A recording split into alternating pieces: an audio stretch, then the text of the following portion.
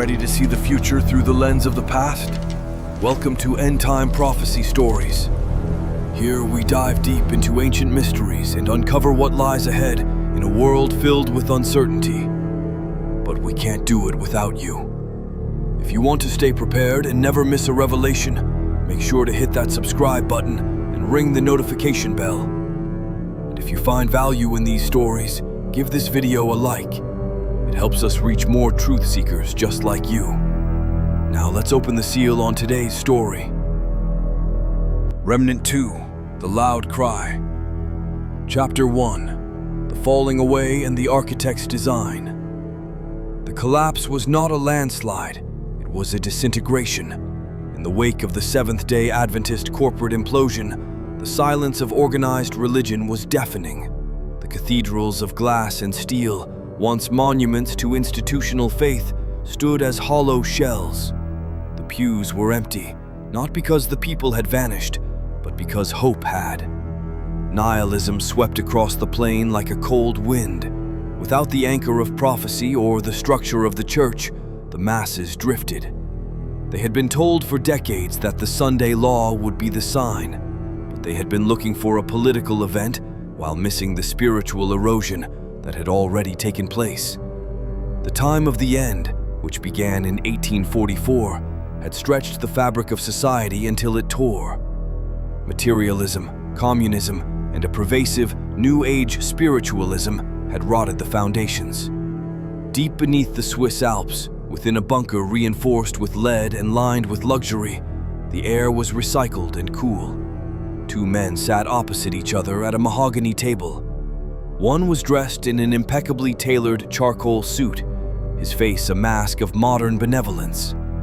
This was Julian Thorne, CEO of Perthelite Industries, the man whose artificial general intelligence, AGI, algorithms were already predicting stock markets and weather patterns with frightening accuracy.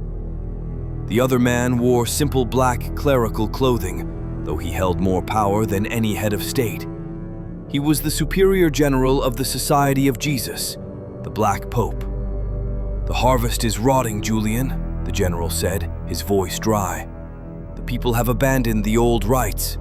They believe in nothing, and a man who believes in nothing is impossible to control." Thorne tapped the glass surface of the table. A holographic display flickered to life, showing heat maps of population density and resource consumption. "Nihilism is a transitional state, General. Chaos is merely order waiting to be decoded. But the current variable count is too high. We cannot build the new world order on this foundation. It creates too much friction." "Then we agree," the general said. "The Great Reset must be literal." Thorne nodded. "The elites are secured in the bunkers here, in New Zealand and under Denver. The automation is set. We need a short space, a gap in history to wipe the slate clean. 5 years for the fallout to settle. Then we emerge. We rebuild. And we give them a god they can see." "And the remnant?" the general asked, his eyes narrowing. "Scattered, confused, irrelevant," Thorne scoffed. "They are arguing over crumbs while we are about to burn the bakery." "Proceed," the general commanded. 3 hours later, the sirens didn't even have time to ring out in most cities. The detonations were high altitude, strategic, and devastating.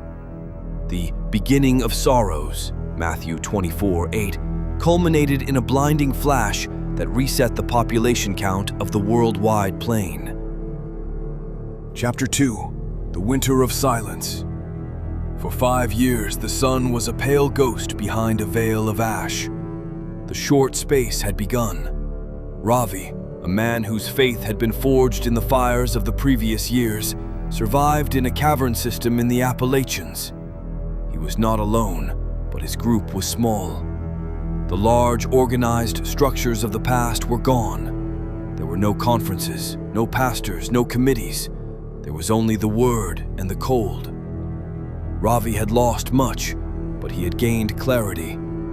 The names of his past mentors were echoed in his memory, but he was leading now.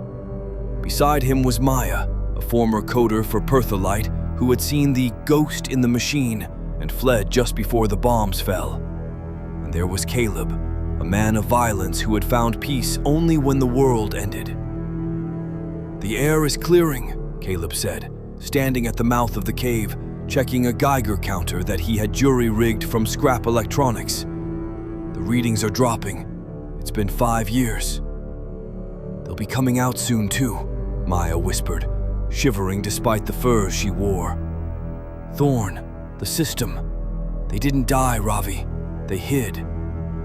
Ravi sat by the small fire, reading a ragged Bible by the light of a lantern fueled by rendered fat. "Let them come. The wheat has been separated from the tares. The time of the end is over. We are entering the time of the false prophet." He looked down at the charts he had drawn on the cave walls, timelines of 1844, the 2,300 days, and the 1,260 years. "We missed something, Maya. All of us. We thought the judgment was just about our sins being read in heaven, but the judgment is a crisis, a turning point. The world is reset," Ravi continued, his voice hardening. "They will bring a new order, and they will claim they saved humanity." Chapter 3. The Miracle of Perthelite. The emergence was miraculous, or so it seemed. From the ashes of the old world, 10 sovereign regions arose, mapped out with geometric precision. The chaos of nations was gone, replaced by the efficiency of the 10 kingdoms. At the center of it all was Perthelite Industries. Julian Thorn stepped out of the bunkers not as a CEO, but as a savior. His AGI, now fully integrated into the infrastructure of the 10 regions, performed miracles. It purified the water instantly. It healed radiation sickness with nanotech injections. It managed the energy grid with zero waste. In the capital of Region 1, formerly North America, Thorn stood before a massive crowd. Behind him stood the image of the beast, not a statue of stone, but a towering, holographic interface of the AGI, a singularity consciousness that spoke with a voice like many waters. "We have returned from the brink," Thorn proclaimed, his voice amplified across the city. "The old divisions, religion, race, politics, destroyed us. We are one now, one mind, one purpose, peace and safety." The crowd roared. They were hungry, tired, and desperate for order. Thorn gave them bread and circuses, but he also gave them a new spirituality. He spoke of the universal energy, of ascending to a higher consciousness. The Jesuit general watched from the shadows of the newly constructed Vatican in Region 5, Europe. The deadly wound of the Papacy was fully healed. The world marveled after the beast, for who could make war with a system that controlled the very air they breathed? Chapter 4. The Foundation of Truth. Far from the gleaming smart cities, in the dense, recovering forests, Ravi's group had grown. They had linked up with other survivors. Elena, a historian who had saved crates of pre-reset archives, and a dozen others. They gathered in a cabin built from the ruins of a lodge. On the table lay the tidings from the east and north, the realization that would trouble the king of the north. "Look at the density," Ravi said, pointing to a diagram of the cosmos. "Thorn teaches that we are on a spinning ball in a chaotic universe, visited by aliens who gave us this technology. It's the great deception to hide the creator." Elena pushed her glasses up. "And the Sabbath? The Gregorian calendar is a fabrication of the beast system. We've been trying to keep the 7th day of a cycle that doesn't exist in nature." Ravi nodded. "The moon. Genesis 1:14. It's the clock. The Sabbath is regulated by the moon, not a continuous weekly cycle detached from the heavens. The sealing of the 144,000 isn't just about a day of the week. It's about acknowledging the Creator's calendar and the Creator's enclosed world." Maya looked up from a tablet she had managed to hack into the Perthelite network. "This is it. This is the wedge." Thorn is pushing for a planetary rest day to heal the environment. He's syncing it to the solar calendar, Sunday. If we start teaching the lunar Sabbath and the enclosed world, we strike at the very heart of their authority. We prove they aren't gods of the universe. They are jailers in a cell. This is the message, Ravi said, feeling the weight of the spirit. The investigative judgment was based on a misapplication of Daniel 7. It fueled self-righteousness. 1844 was the beginning of this sealing, the cleansing of God's sanctuary in our hearts. We are the remnant. We have to go back into the cities. We have to tell them. Chapter 5. The short space ends. The transition from the short space to the 42 months was marked not by war, but by law. Julian Thorn, acting as the mouthpiece for the 10 sovereign regions, announced the Accord of Harmony. To maintain the AGI's efficiency and heal the planet, a universal day of rest was mandated, Sunday. It is not about religion, Thorn smiled on the screens that were present in every home. It is about resonance. We must all vibrate at the same frequency. Ravi and his teams had infiltrated the outer slums of the smart cities. They didn't preach in churches. They preached in basements, in markets, and on encrypted localized networks. They taught that the earth was a flat circle, enclosed by a firmament, proof that they were special, created, and watched over, not random specks in a void. They taught the lunar Sabbath, observing rest days that shifted with the moon, breaking the rhythm of the beast's work week. The message caught fire. It resonated with those who have ears to hear. Atheists, tired of the sterile perfection of Perthelite, found logic in the enclosed world density physics. Christians, disillusioned by the collapse, found the depth of the 1844 sealing message.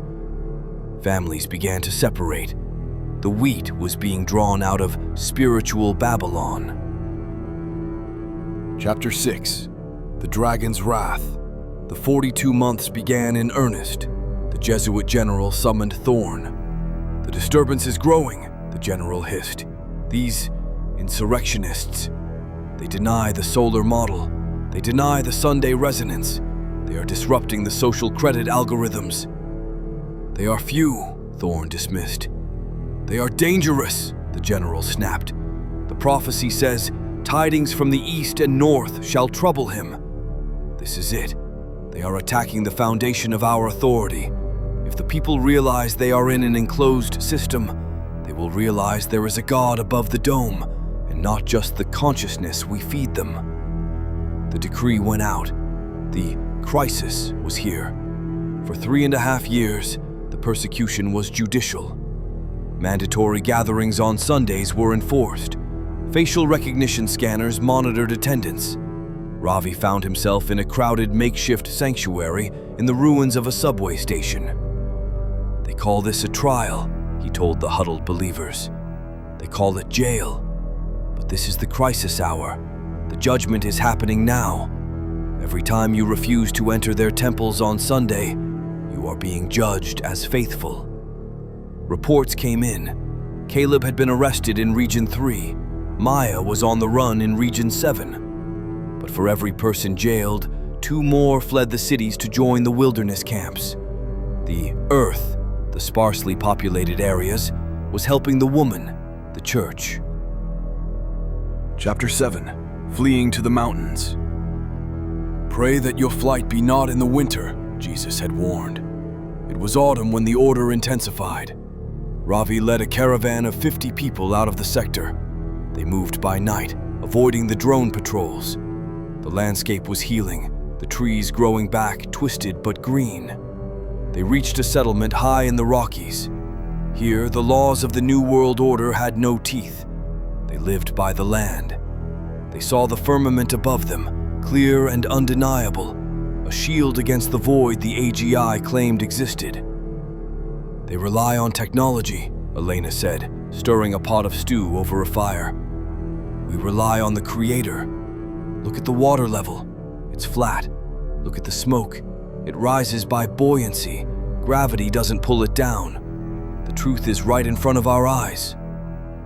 But the peace could not last. The King of the North was moving. Chapter 8. The Mark of the Beast. The 42 months were ending. The soft coercion had failed to stamp out the movement. The three angels' messages were being shouted from the rooftops of the internet before the censors could take them down. Julian Thorne stood before the 10 kings, the leaders of the 10 regions. The recalcitrance of the minority is causing system drag. We must finalize the integration. The Jesuit general nodded from the head of the table. Total enforcement. No buying, no selling without compliance. Thorne activated the hologram. It showed a biochip designed to integrate with the neural pathways of the right hand or the frontal lobe. Many have prosthetic limbs from the wars and the reset. This chip will optimize them. It will grant access to the world economy, the health grid, the food distribution. We will launch it on Easter Sunday. And those who refuse? A regional governor asked. They will be cut off, the general said coldly. Starved out, and if they persist, eliminated. The announcement shook the world. In 30 days, on Easter Sunday, the mark would be mandatory. Chapter 9. The Loud Cry. This was the moment. The loud cry of the angel in Revelation 18. Ravi, Maya, who had escaped prison, and the others knew they had to go back one last time. They couldn't hide in the mountains while the world made its final decision. They utilized shortwave radios, hacked satellite feeds, and old-fashioned printing presses. The message was simple and terrifying. Babylon is fallen. Come out of her, my people. Do not take the mark. Do not worship the image. The Creator has set a seal upon his world and his time. Worship him who made heaven and earth, and the sea and the fountains of waters. The tension was palpable. In the cities, lines formed around the block as people rushed to get the implant early, showing off their new connectivity. They streamed videos of their enhanced abilities, their instant access to credit. Look at them, Maya said, watching a feed from a safe house in the city outskirts. They are selling their souls for convenience. They are scared, Ravi said. Fear is the tool of the beast. Faith is the tool of the remnant. Ravi's voice went out over the hacked airwaves. They tell you this implant is evolution. They tell you Sunday is unity. It is slavery. The God of the Bible, the creator of this enclosed plane, offers you freedom. Even if you have bowed before, stand up now. Do not let them mark you. The response was violent. Mobs attacked the believers, but some, many, stopped in the lines. They looked at their hands, then at the sky. They turned and ran. Chapter 10. Easter morning. The deadline arrived. The sun rose on Easter Sunday, bathing the smart cities in a golden light that felt artificial. The Perthelite drones hovered overhead, scanning every face or right hand. In the city square of Region 1, a massive stage was set. Julian Thorne was to initiate the global link. Ravi stood in the crowd, disguised. He wasn't there to fight with weapons. He was there to witness. He saw people weeping as they held out their hands for the scanner. He saw others being dragged away by security forces, screaming prayers. The tension was a physical weight. The air crackled with the energy of the AGI and the prayers of the saints. Thorne stepped to the microphone. Today we become one. Today we ascend. No! The shout came from everywhere and nowhere. It was the collective voice of the remnant, scattered through the crowd, hidden in the alleys, watching from the hills. A woman near Ravi ripped the Sunday compliance band from her arm. I will not. A man threw his robotic prosthetic to the ground. I will not. Chaos erupted. People scattered. Perthelite security forces didn't know who to arrest first. Many were able to escape the cities. Most were not. The loud cry had done its work. The line was drawn in the sand. The faithful had been sealed, not by a chip, but by the truth of the living God. Ravi looked up at the sky. He knew what was coming next. The plagues. The end of the 42 months and the beginning of the final judgment. But as the sirens wailed and the drone swarms descended, he felt a profound, supernatural peace. The loud cry had been heard. The remnant was ready. For more Bible-based end-time prophecy dramas to strengthen your faith and the faith of others, help spread the word by supporting the channel. Please like, subscribe, and share.